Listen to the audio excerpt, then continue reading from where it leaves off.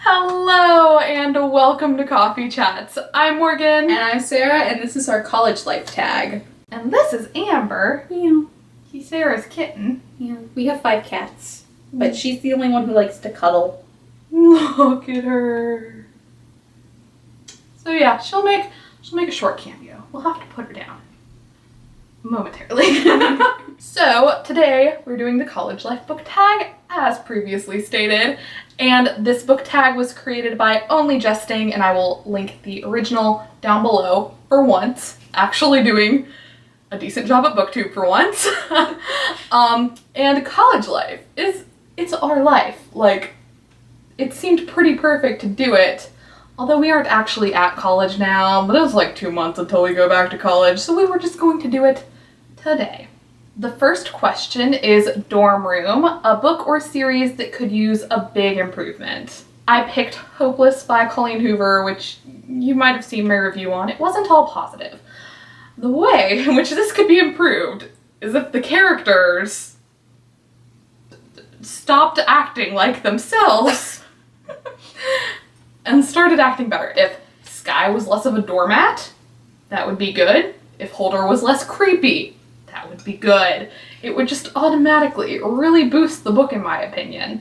So, yep, Hopeless. And I have the Maximum Ride series by James Patterson. I've read both the adult version of these and like the first 4 or so of the YA books, and I think the concept is really cool, but the YA books are they're kind of dumb, and then the adult books, like, the characters don't do as much for me, so like if we could find like a happy middle ground, that would be lovely.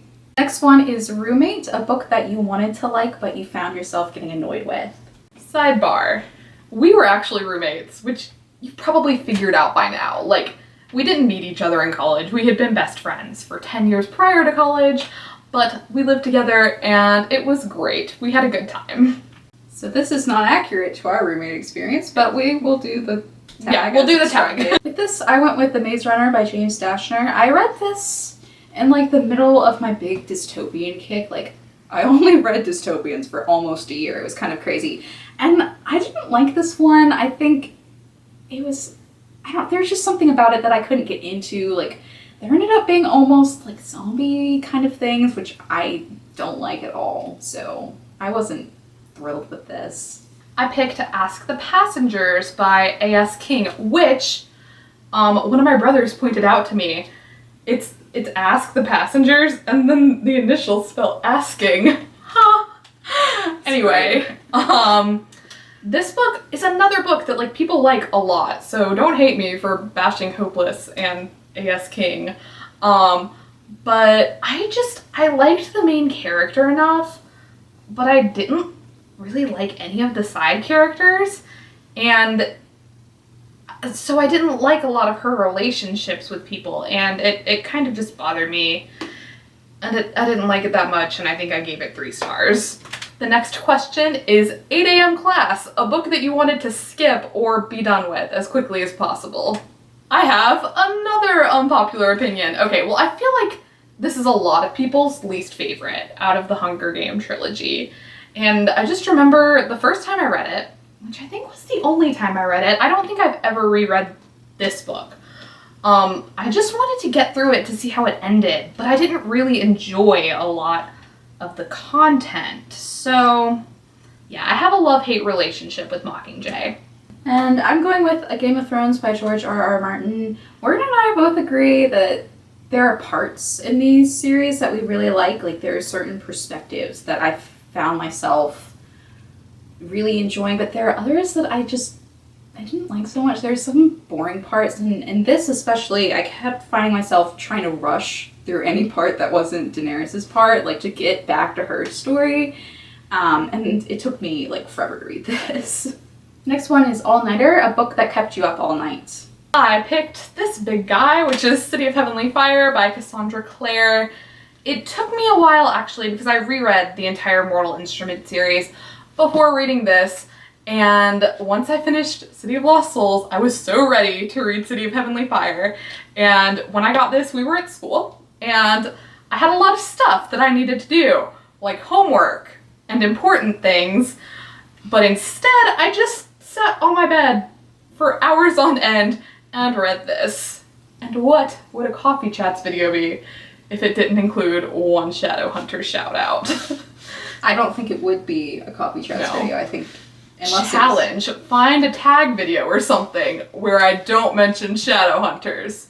You can't. I picked Elsewhere by Gabrielle Zevin. This book isn't the most like suspenseful book ever, but once I started it, it had a really cool concept and I just wanted to see where it was going. Like there was nothing that I knew was going to be revealed at the end of the book that was going to be like a big shocker, but I just was really curious about where this character was going, so that's why I got so into it.